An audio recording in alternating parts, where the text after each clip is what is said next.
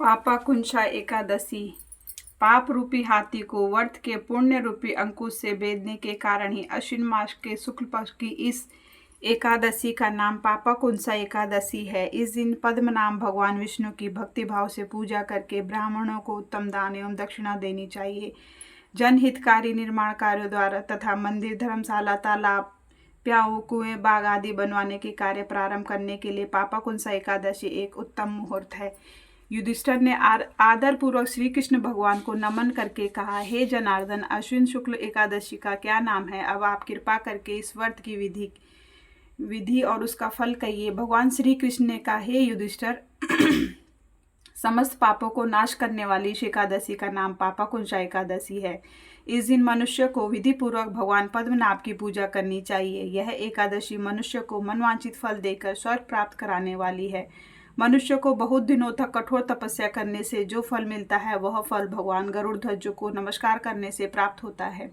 जो मनुष्य अज्ञानवश अनेक पाप करते हैं परंतु नित्य हरि को नमस्कार करते हैं, वे नरक में नहीं जाते। विष्णु के नाम के कीर्तन मात्र से संसार के सब तीर्थों के पुण्य का फल मिल जाता है। जो मनुष्य भक्त वत्सल भगवान विष्णु की शरण में जाते हैं उनको कभी भी यम यातना नहीं भोगनी पड़ती। जो मनुष्य वैष्णव होकर शिव की और शैव होकर विष्णु की निंदा करते हैं वे अवश्य ही नरकवासी होते हैं। सहस्त्रों वाजपेय और अश्वमेध यज्ञों से जो फल प्राप्त होता है वह एकादशी के व्रत के 16 भाग के बराबर भी नहीं होता। संसार में एकादशी व्रत के बराबर कोई पुण्य नहीं है, परंतु इस पापकुंशा एकादशी के समान पवित्र तो तीनों ही लोकों में कुछ भी नहीं है। जब तक मनुष्य पद्म नाम की एकादशी का व्रत नहीं करते तब तक ही उनकी देह में पाप वास कर सकते हैं। यह एकादशी स्वर्ग, मोक्ष, आरोग्यता, सुंदर स्त्री तथा अन्न और धन देने वाली है। इस एकादशी व्रत के बराबर गंगा, गया, काशी, कुरुक्षेत्र और पुष्कर भी पुण्यवान नहीं है।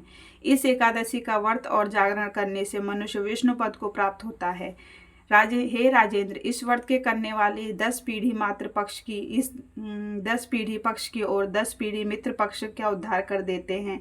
वे स्वयं भी दिव्य देह धारण कर चतुर्भुज रूप को पीताम्बर पहन और हाथ में माला लेकर गरुड़ पर चढ़कर विष्णु लोक को जाते हैं।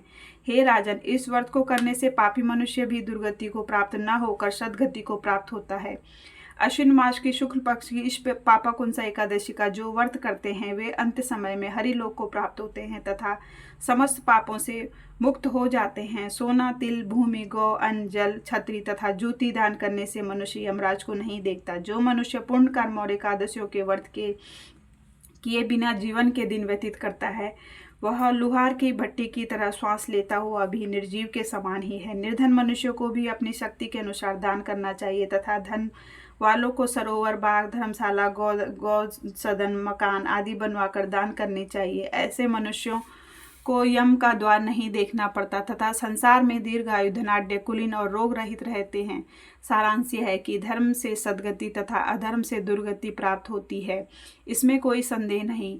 हे राजन, जो आपने मुझसे पूछा वह सब मैंने आपको सुनाया। अब और क्या सुनने की इच्छा है सो कहो। ओम नमो भगवते वासुदेवाय।